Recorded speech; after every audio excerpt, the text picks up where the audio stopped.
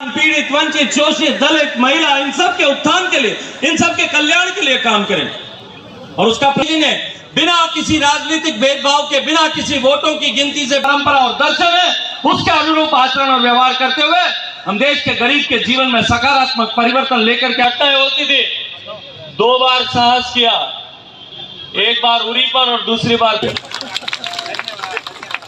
देश का मान बढ़ा, देश का सम्मान बढ़ा, देश की आर्थिक गतिविधियों में को प्रगति हुई, कड़े फैसले लिए, बड़े फैसले लिए।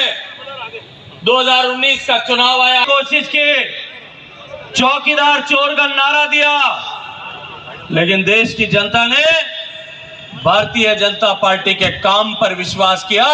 नरेंद्र मोदी जी के हाथों में देश सुरक्षित है, इस पर 5वें नंबर पर आ गए।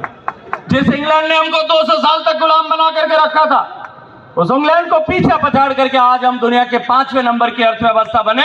और मोदी जी ने नारा दिया है तीसरे कार्यकाल में तीसरे नंबर की अर्थव्यवस्था बना करके खड़ा करें। अभी चर्चा कर रहे थे, आदरणीय बाबू सिंह जी राम मंदिर की बात कर रहे। निश्चित ही राम मंदिर बनना बहुत बड़ी घटना है। इस इतिहास जब लिखा जाएगा देश का, तो ये पिछले 500 साल का देश के लोगों का सपना, जिस सपने को जीने के लिए आपके मेरे सबके पूर्वजों ने, परिजनों ने शायद अपनी पीढ़ियां खपा दी होगी, अपने सिर दे करके उस सपने को, उस भाव को जीवित रखा होगा। वो सपना पूरा हुआ, राम का मंदिर बना है।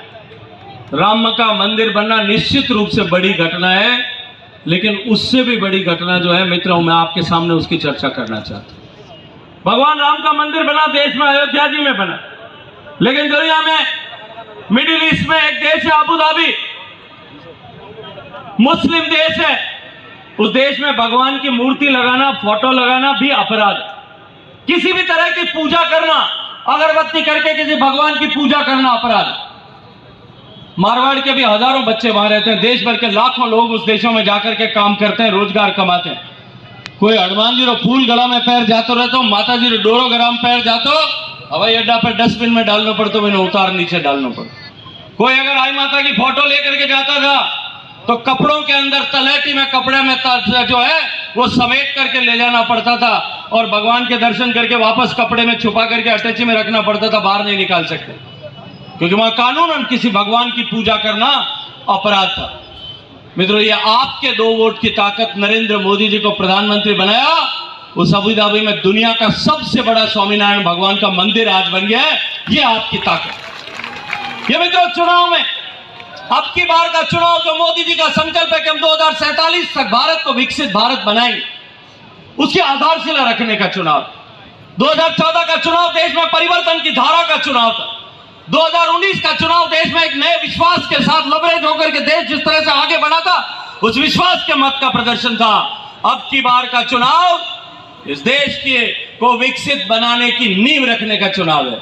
हमें नींव रखना, जो नींव कमजोर हो सकेगा ही, भारत के विकसित भारत की नींव कमजोर होने दे सकते हैं क्या? इसलिए जीतने से काम नहीं चलेगा। 5 लाख से कम वोटों से ज्यादा से जीत करके हमको 25 की 25 लोकसभाएं लेकर के जाना है। ये 25 कमल के फूल इतने बड़े होने चाहिए राजस्थान के, कि मोदी जी की जो माला बनेगी ना, उस माला में राजस्थान के 25 कमल अलग से बड़े बड़े खिले हुए दिखाई देना चाहिए। खिलाओगे कि नहीं खिलाओगे? खिलाओगे कि नहीं खिलाओगे? 5 लाख के पार ले जाओगे कि नहीं ले जाओगे? और वैसे भी ये चुनाव मित्रों, ये साधारण चुनाव नहीं है, ये असाधारण चुनाव। अब की बार का चुनाव कोई लोकसभा का सांसद चुनने का चुनाव नहीं।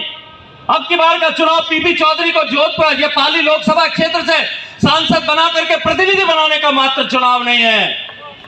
अब की बार का चुनाव 2 विचारधाराओं के बीच में चुनाव, 2 मानसिकताओं के बीच में चुनाव।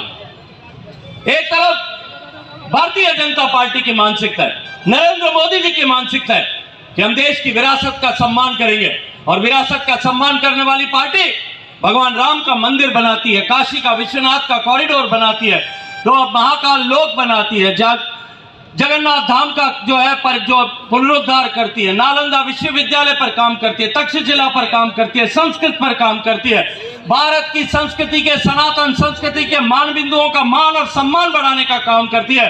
गाय, गंगा, गीता, गायत्री, इन सब की गौरी, इन सब की गरिमा बढ़ाने का काम करती है। और दूसरी तरफ वो मानसिकता है जिसके डीएनए में बांटना है, देश आजाद हुआ, देश को टुकड़ों में बांटा। आजादी के बाद में देश को जाति के आधार पर बांटा, मजहब के आधार पर बांटा, संप्रदाय के आधार पर बांटा, पूजा पद्धति के आधार पर बांटा, बोली और भाषा के आधार पर बांटा। और अब तो है कांग्रेस वाला गोत्र आधार पर भी बांटने लग गया। वो तो बिने वाले सारो ईर वाले इन वास्ते में तो अब इनमें अलग अलग है। ये बांटने का पाप करने वाले लोग हैं, दूसरी तरफ बांटने की मानसिकता वाले लोग। एक